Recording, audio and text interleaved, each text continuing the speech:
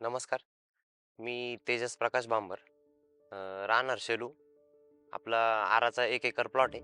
आरा 15 variety आहे. हिची लागवड आपण 2018 मध्ये केली होती. सह्याद्री मार्फत आपलं सह्याद्रीची कॉन्ट्रॅक्ट आहे. तर आपण पहिले इथं सुधाकर भरणार होतो. पण पेटेंट व्हरायटी असल्यामुळं सह्याद्रीशी जोडलं गेलो. कारण आधी आपले बरेच थॉम्सनचे प्लॉट 3-4 वर्ष आपण एक्सपोर्ट केले होते सह्याद्रीकडून. मग त्यांनी आपल्याला ही 2018 साली व्हरायटी दिली. बेंगलोर डॉगरेज आहे.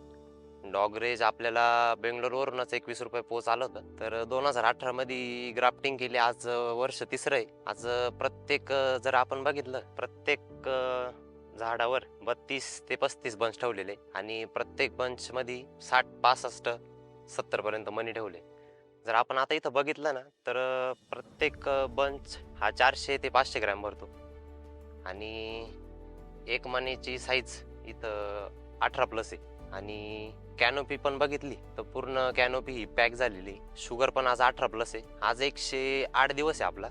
14 सप्टेंबरची कटिंग आहे. 108 दिवसालाच इथं हार्वेस्टिंग आता 109 दिवस होणार आहे. आज पेपर काढले आपण. 14 सप्टेंबरची कटिंग आहे आणि फेल आपण 16व्या दिवशी काढलं होतं. फेल काढल्यानंतर मग डिपिंग तर PGR याला 5 सेंटीमीटरला PGR टाकला होता. 1 ग्रॅम जेचं सॉल्वंट प्रोजे PG घेऊन त्याचं 100 मिली पाण्यामध्ये सॉल्वंट तयार करायचं आणि 100 लिटरला आपण टाकला होता 1.5 मिली, म्हणजे 400 लिटरला आपण 7 का 7.5 मिली असं काहीतरी आपण टाकला होता. असे 4 GAचे ॲप्लिकेशन आहे. आणि 16व्या दिवशी आपण फेल काढलं होतं. थिनिंग ही 55व्या दिवशी केली होती आणि पूर्ण प्लॉटवर 37 बंच आपण चिमटे लावून सिलेक्शन केले होते. त्याच्यामुळं कुठंही साईज कमी जास्त व्हेरिएशन, दोडेमणी पिचकेमणी आज इथं कुठंच दिसत नाही. आणि व्यवस्थित कामगत केल्यामुळे हार्वेस्टिंग इथं 95 ते 99 पूर्ण टक्के हार्वेस्टिंग होण्याची शक्यता आहे असं वाटतंय.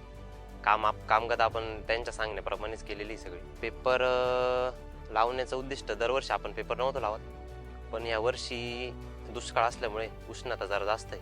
त्याच्यामुळं पेपर लावण्याची गरज पडली. कारण या व्हरायटीचं असं आहे, ब्रिक्स वाढल्यानंतर लगेच ब्राऊन शेड पकडून घेतं आणि पेपर एकदा काढल्यावर 1-2 दिवसात हार्वेस्टिंग ही करावी लागते. आणि एकदम कमी कामगत आहे.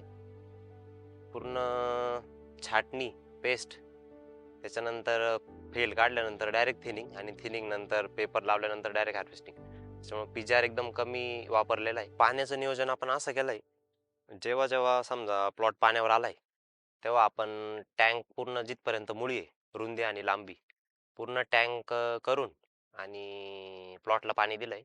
म्हणजे जोपर्यंत प्लॉट वापसावर येत नाही तोपर्यंत आपण प्लॉटला पाणी देत नाही. कारण सगळ्यात जास्त महत्त्वाचं 100% द्राक्ष शेतीत असं आहे की पाणी नियोजन हे 90%. जर पाणी नियोजन पूर्ण तुमचं 90% कामगत व्यवस्थित असेल तर कोणतीही व्हरायटी असो ती तिची जात दाखवून देते. धन्यवाद.